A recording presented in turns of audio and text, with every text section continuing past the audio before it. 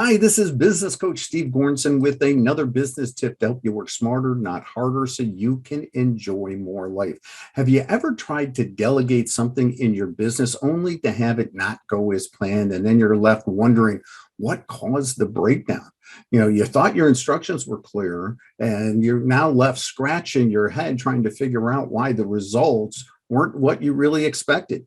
You're trying to create this automatic business, but there's actually 9 steps you have to take. And when we skip some of these steps, that's when the problems pop up. And really it comes down to is most people start with the 8 steps, which is really just creating your how-to list or your checklist. And they think that's proper systemization and delegation in their business. But being able to delegate those lower level tasks off your plate so you can now work on these higher activities that's going to allow you to scale your business and not really get you stuck. It's only part of the process. See, to delegate properly, there are actually 5 steps. And it's more likely that you skipped one of these critical steps to delegation, and that's leading to more chaos instead of harmony in your business. So let's assume that now you have a new employee that you're training, and you show up and you show them how to do this task, and then you expect that person to do the job, right? You think that's delegation. Well, that's a good start, but there's really a fine line between delegating and abdicating, which is kind of like passing it off without much accountability, follow through until obviously there's a mistake, and that's where you have to step in.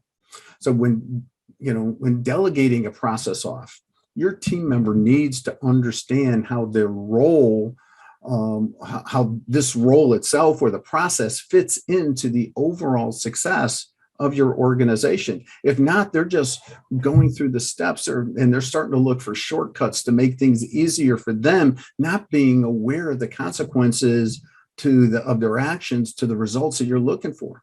So the first step in delegating a task off your plate is you need to have a vision from the beginning to the end in mind, being very clear on what the expected outcomes is for this process.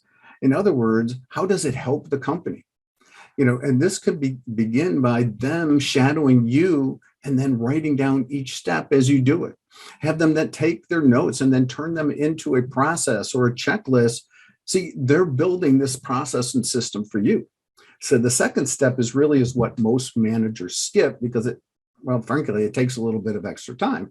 And so after they shadow you a couple of times, take the time to answer their questions. Make sure that they didn't miss any steps or misunderstood what needs to be accomplished. Because you see, when you go to the third step is where you take the time to shadow them. You're sort of the fly on the wall. You watch, you listen as they perform these tasks.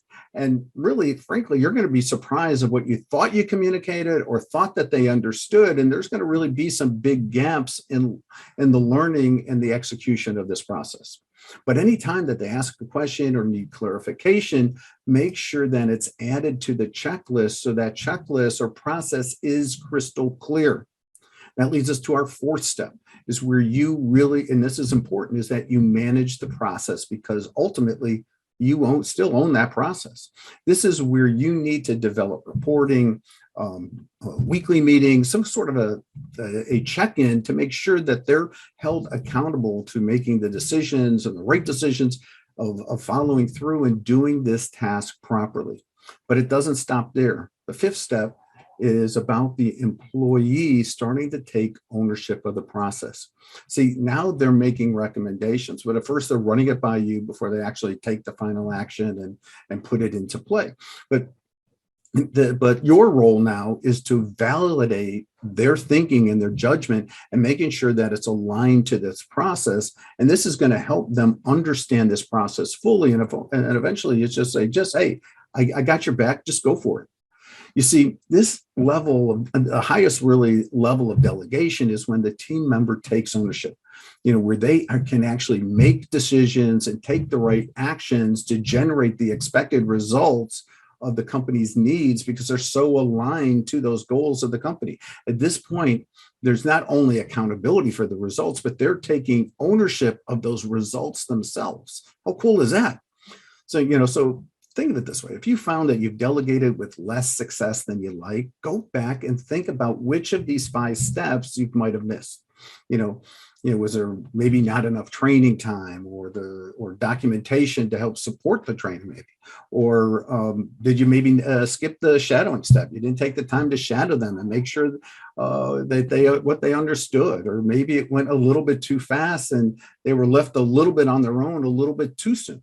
Or maybe it's just a lack of accountability on the ongoing process. There was no management system to follow up with them.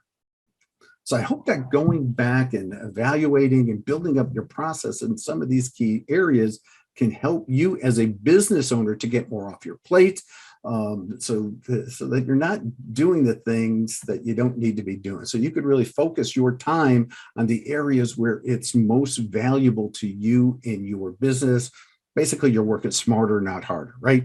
So if you want to learn more about how you can implement these strategies in your business, schedule a free strategy session with me. Discover the power of coaching, and I'll guide you to implement this strategy into your business. I'm business coach Steve Goranson, working with real people, generating real results by guiding you to work smarter, not harder. Have a great day.